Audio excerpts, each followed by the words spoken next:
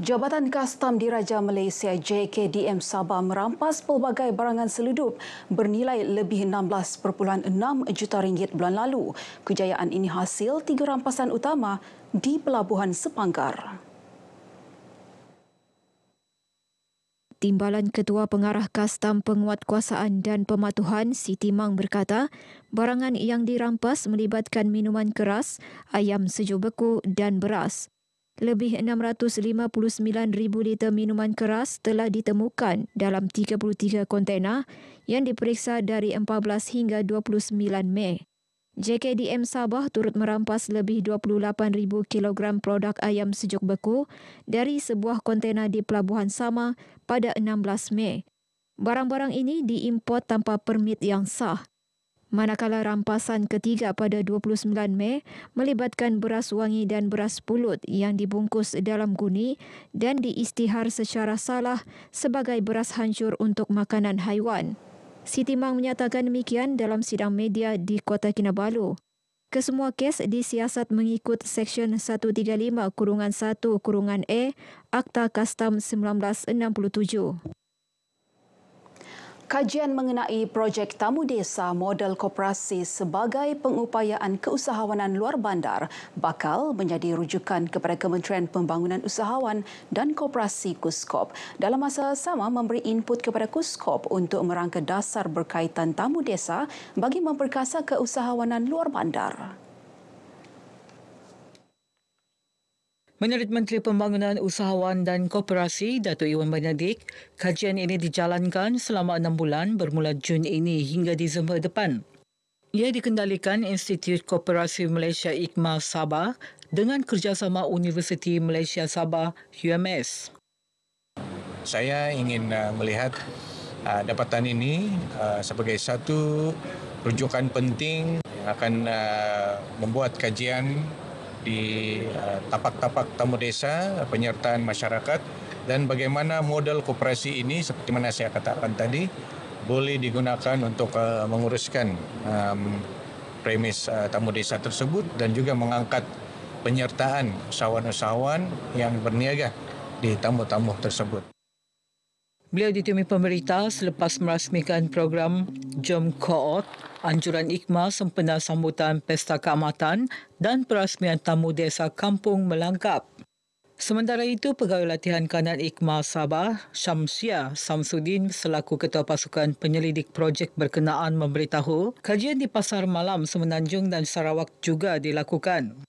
Ia bagi meninjau kejayaan koperasi mengurus pasar malam selain meneliti potensi koperasi dalam memperkenal sistem microfinancing sebagai bantuan kewangan kepada komuniti. Tamu desa ni kita punya tradisi kan, tempat kita berkumpul, which mean ada benda-benda lain yang mungkin boleh dibawa juga, contohnya microfinancing yang dibuat sendiri oleh koperasi. So, community akan ada self-help di dalam diri diorang sendiri. Instead of minta bantuan daripada kerajaan, diorang boleh try untuk buat microfinancing within themselves, which is the income will come back to them lah. Kajian mengenai projek Tamu Desa Model Koperasi sebagai pengupayaan keusahawanan luar bandar akan melibatkan 80 responden. Sekolah berperanan memupuk minat pelajar menceburi bidang pendidikan dan latihan teknikal dan vokasional TVET. Ia selaras hasrat kerajaan agar 60% pelajar lepasan SPM menceburi bidang berkenaan sekaligus melahirkan lebih ramai tenaga kerja berkemahiran tinggi. Setiausaha Tetap Kementerian Sains, Teknologi dan Inovasi Datuk Muhammad Hanafiah Muhammad Kasim berkata, kerajaan turut menyasarkan 35% peningkatan tenaga kerja mahir baharu dalam sektor ekonomi akan datang. Ini penting untuk meningkatkan daya saing negara ke arah lebih maju dan inklusif. Beliau berucap merasmikan program Jerayawara UP TVET sesi bersama-sama Komuniti Sekolah Zon Sabah 2025, anjuran Jabatan Pembangunan Kemahiran JPK di Institut Latihan Perindustrian Kota Kinabalu. Teks ucapannya disampaikan Pengarah JPK Wilayah Sabah dan Labuan, Teknologis Peter Wong. Program ini disertai 303 pelajar dari 14 sekolah sekitar Kota Kinabalu, Tuaran dan Penampang. Ia bertujuan memberi pendedahan kepada peserta mengenai kerjaya dalam bidang TVET. Terdahulu bercakap kepada pemberita, Peter yakin pendedahan kepada Aptivet atau unit pengambilan TVET akan memudahkan pelajar memilih kursus TVET yang ditawarkan institusi TVET di seluruh negara. Portal Aptivet ni dia ada dua lah, satu perdana dan satu lagi fleksi, dan sambutan daripada pelajar pada hari ini dan amat menggalakkan, dan kita harapkan selepas daripada program Jerayawara ini pelajar-pelajar di sekolah akan lebih terdedah dengan portal Aptivet inilah. Aptivet adalah satu sistem yang diperkenalkan kerajaan untuk memudahkan kemasukan pelajar ke kursus-kursus TVET yang ditawarkan. Menerusi sistem ini, semua proses permohonan diselaraskan melalui satu saluran sahaja. Sementara itu, peserta program teruja dapat mengetahui lebih lanjut mengenai program TVET yang ditawarkan serta kelebihan menceburinya. Yang menarik untuk TVET bagi saya, dia boleh kasih tingkatkan kemahiran kita, itu satu. Lepas tu kita boleh belajar untuk membuat satu teknologi lah macam tu untuk memudahkan manusia. TVET ni kan dia sangat bagus untuk kalau mau mendapat pekerjaan ataupun meningkatkan hidup sendiri. Dia dapat meningkatkan ekonomi negara sebab semua orang dapat bekerja. Lepas tu dia juga memberi peluang kepada setiap orang, tidak kira latar belakang, sama ada kaya atau miskin, untuk memperluaskan experience ataupun knowledge sendiri. Lepas saya tengok diorang punya project, it's like inspire me to like do some innovation that can improve the problem in the world, like masalah pertanian, like that. Dia boleh menaikkan semangat kita untuk belajar di sini.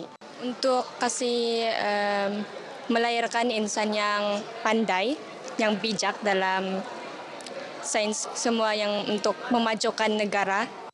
Dia memajukan dalam segi pembangunan, industri semua gitu, pertanian.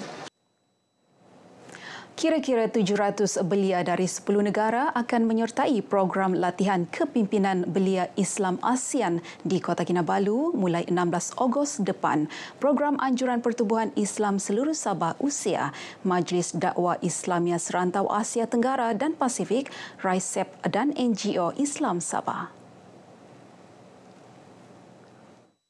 Yang di-Pertua Usia, Datuk Sapawi Ahmad berkata program diadakan bertujuan membina kepimpinan belia Islam dalam menghadapi cabaran menyebarkan dakwah. Pelancaran 700, tapi peserta sebahagian yang terlibat ialah di sekitar 9 hingga 10 buah negara. Negara yang terlibat itu seperti Filipina, Singapura, Laos, Vietnam, Cambodia, termasuk Malaysia, beberapa negara lagi lah yang termasuk dalam zon rangkaian RICEP itu sendiri. Beliau ditemui media selepas kunjungan hormat terhadap Yang di-Pertua Negeri Sabah Tun Musa Aman di Istana Seri Kinabalu. Sementara itu, Setiausaha Agung Kehormat RICEP Datuk Muhammad Marzuki Muhammad Omar memberitahu objektif utama program untuk membina moral dalaman yang diperlukan untuk kepimpinan Islam. Selain menyediakan alat dan teknik untuk komunikasi berkesan, penyelesaian konflik dan membuat keputusan serta mempromosikan keterangkuman dan rasa hormat dalam kalangan peserta. Dari segi program itu ialah khusus untuk belia lah. Dan lebih jitu ialah kepimpinan belia. Nak tak nak kepimpinan ni, kesenyambungan kepimpinan harus diambil alih oleh belia. Itu dia lah. Baik dia wanita ataupun belia. Terdahulu, Tun Musa turut menerima kunjungan hormat daripada Hakim Besar Sabah dan Sarawak, Tan Sri Abdul Rahman Sabil. Baik, sekian paparan berita pagi Sabah kali ini. Menyusul selepas ini berita pagi Sarawak bersama Bumawen di Kuching. Dari sungai hingga segara, Palestin pasti merdeka.